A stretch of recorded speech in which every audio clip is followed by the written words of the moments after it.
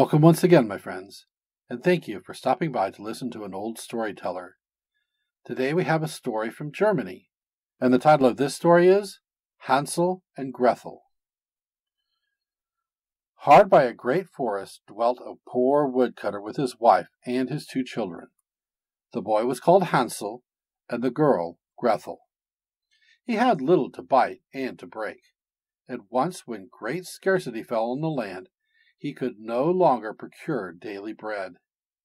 Now when he thought over this by night in his bed, and tossed about in his anxiety, he groaned and said to his wife, "What is to become of us? How are we to feed our poor children when we no longer have anything even for ourselves?" "I'll tell you what, husband," answered the woman. "Early tomorrow morning we will take the children out into the forest to where it is the thickest. There we will light a fire for them, and give each of them 1 piece of bread more, and then we will go to our work and leave them alone. They will not find the way home again, and we shall be rid of them." "No, wife," said the man, "I will not do that. How can I bear to leave my children alone in the forest? The wild animals will soon come and tear them to pieces." "Oh, thou fool," said she. "Then we must all 4 die of hunger, for thou mayest as well plane the planks of our coffins." And she left him no peace until he consented. "But I feel very sorry for the poor children all the same," said the man. The 2 children had also not been able to sleep for hunger, and had heard what their stepmother had said to their father. Grethel wept bitter tears, and said to Hansel, "Now all is over with us." "Be quiet, Grethel," said Hansel. "Do not distress thyself. I will soon find a way to help us." And when the old folks had fallen asleep, he got up, put on his little coat, opened the door below, and crept outside. The moon shone brightly, and the white pebbles which lay in front of the house glittered like real silver pennies.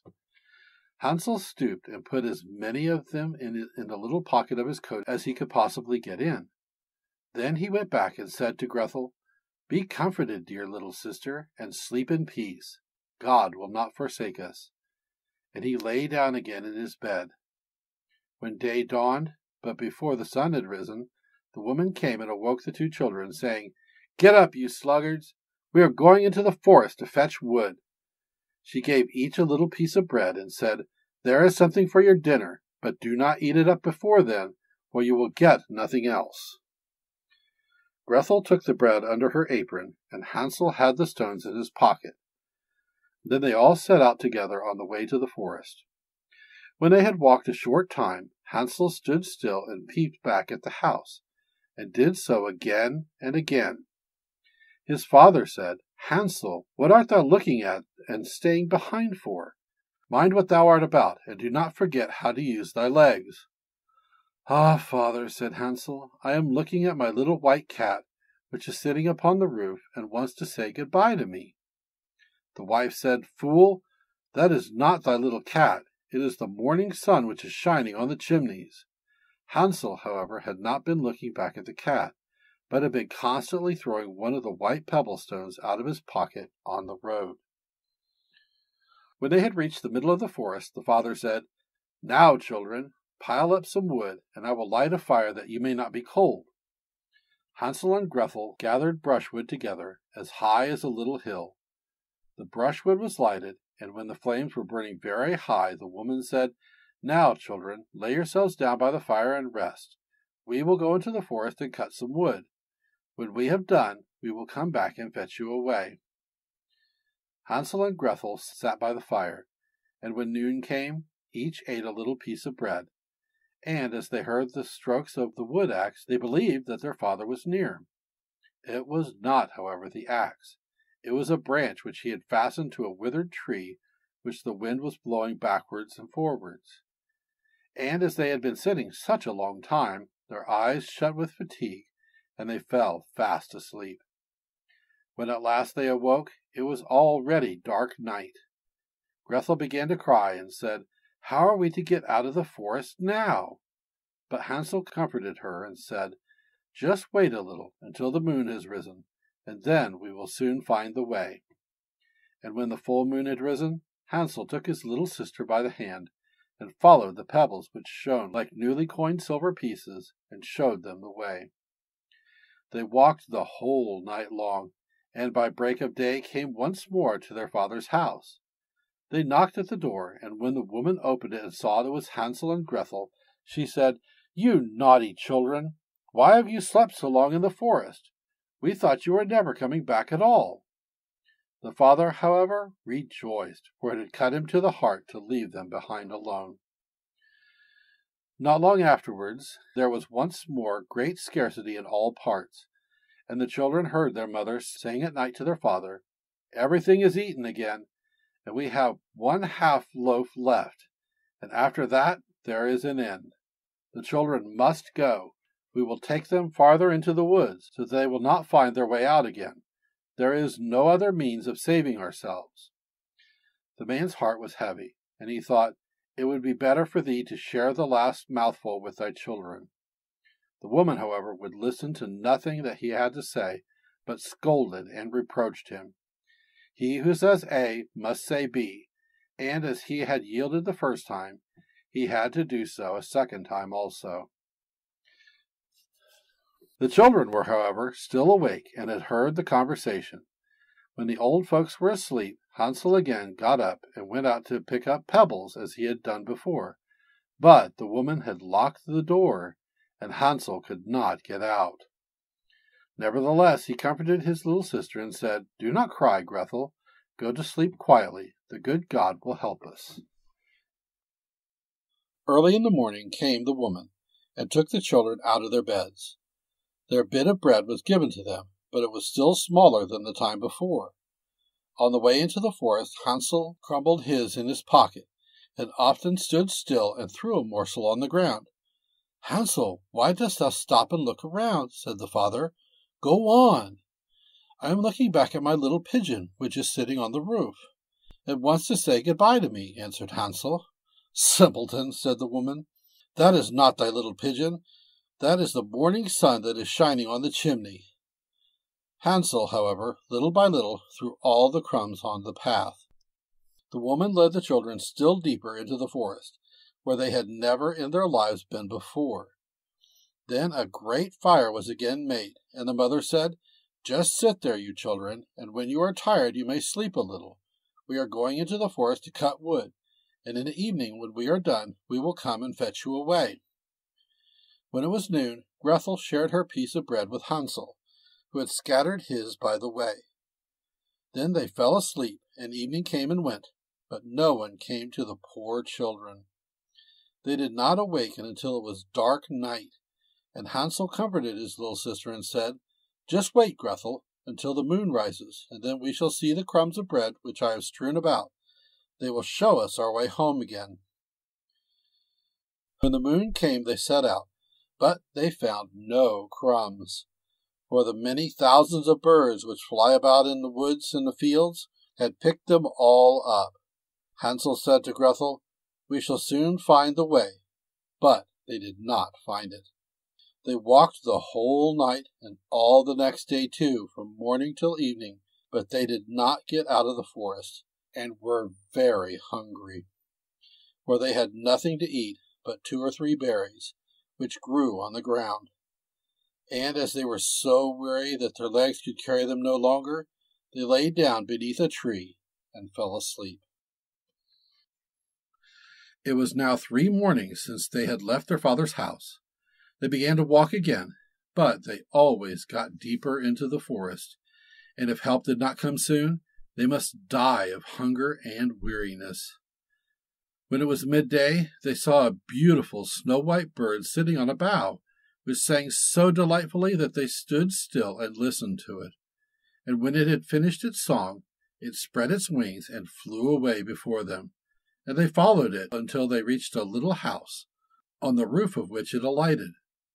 And when they came quite up to the little house, they saw that it was built of bread and covered with cakes, but that the windows were of clear sugar.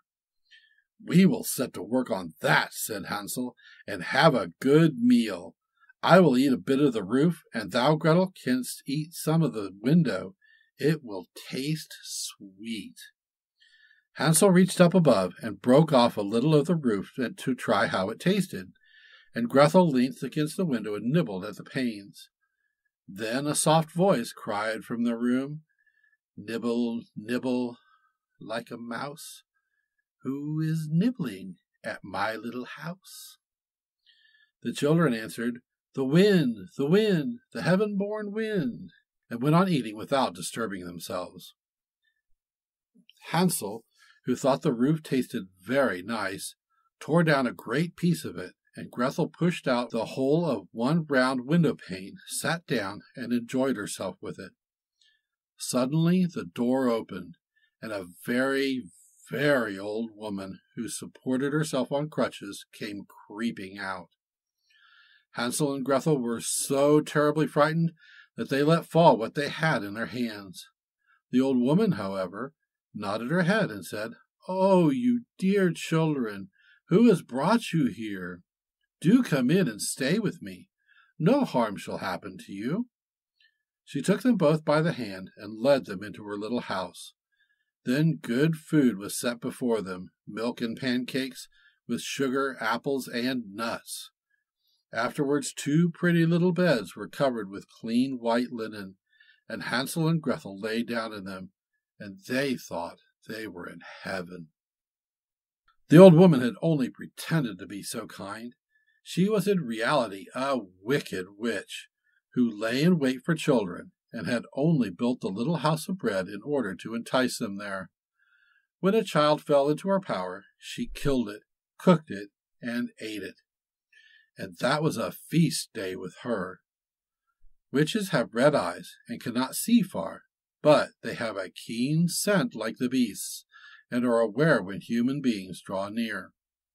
When Hansel and Gretel came into her neighborhood, she laughed maliciously and said mockingly, "I have them. They shall not escape me again." Early in the morning, before the children were awake, she was already up. And when she saw both of them sleeping and looking so pretty, with their plump red cheeks, she muttered to herself, "That will be a dainty mouthful." Then she seized Hansel with her shriveled hand, carried him into a little stable, and shut him in with a grated door. He might have screamed as he liked. That was of no use. Then she went to Gretel, shook her till she awoke, and cried, "Get up, lazy thing, fetch some water, and cook something good for thy brother. He is in the stable outside, and is to be made fat. When he is fat, I will eat him." Gretel began to weep bitterly, but it was all in vain. She was forced to do what the wicked witch ordered her. And now the best food was cooked for poor Hansel, but Gretel got nothing but crab shells. Every morning the woman crept to the little stable and cried, "Hansel, stretch out thy finger, that I may feel if thou wilt soon be fat." Hansel, however, stretched out a little bone to her, and the old woman, who had dim eyes, could not see it, and thought it was Hansel's finger, and was astonished that there was no way of fattening him. When 4 weeks had gone by, and Hansel still continued thin, she was seized with impatience and would not wait any longer. "Hola, Gretel," she cried to the girl. "Be active and bring some water. Let Hansel be fat or lean. Tomorrow I will kill him and cook him." Ah, how the poor little sister did lament when she had to fetch the water, and how her tears did flow down over her cheeks. "Dear God, do help us," she cried. "If the wild beasts of the forest had but devoured us, we should at any rate have died together." "Just keep thy noise to thyself," said the old woman. "All that won't help thee at all." Early in the morning, Gretel had to go out and hang up the cauldron with the water and light the fire. "We will bake first," said the old woman. "I have already heated the oven and kneaded the dough." She pushed poor Gretel out to the oven, from which flames of fire were already darting. "Creep in," said the witch, "and see if it is properly heated, so that we can shut the bread in." And when once Gretel was inside, she intended to shut the oven and let her bake in it, and then she would eat her too. But Gretel saw what she had in mind and said, I do not know how I am to do that. How do you get in? Silly goose, said the old woman. The door is big enough. Just look. I can get in myself. And she crept up and thrust her head into the oven. Then Grethel gave her a push that drove her far into it and shut the iron door and fastened the bolt. Oh, then she began to howl quite horribly. But Grethel ran away, and the godless witch was miserably burnt to death. Grethel, however, ran like lightning to Hansel, opened his little stable, and cried, "Hansel, we are saved! The old witch is dead!" Then Hansel sprang out like a bird from its cage when the door is opened for it. How they did rejoice and embrace each other, and dance about and kiss each other.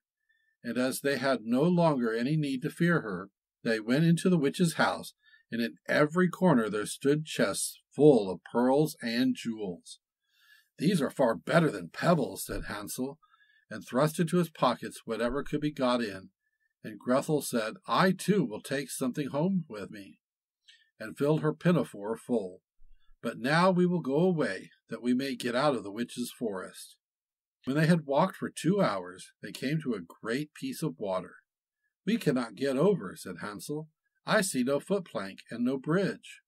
"And no boat crosses here," answered Grethel. "But a white duck is swimming there. If I ask her, she will help us over." Then she cried, little duck, dost thou see?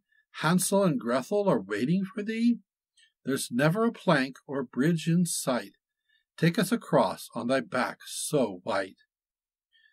The duck came to them, and Hansel seated himself on its back and told his sister to sit by him. "No," Grethel replied, "that will be too heavy for the little duck. She shall take us across, one after the other." The good little duck did so, and when they were once safely across and had walked for a short time, the forest seemed to be more and more familiar to them, and at length they saw from afar their father's house. Then they began to run, rushed into the parlor, and threw themselves into their father's arms. The man had not known one happy hour since he had left the children in the forest. The woman, however, was dead. Grethel emptied her pinafore until pearls and precious stones ran about the room, and Hansel threw one handful after another out of his pocket to add to them. Then all anxiety was at an end, and they lived together in perfect happiness. My tale is done. There runs a mouse. Whoever catches it may make himself a big fur cap out of it. Thank you once again for listening to this story. If you enjoyed this story, please press that like button. Also, please help an old storyteller out by subscribing to my channel. The next story will be posted in a few days, so until then, may your story continue to be a good one.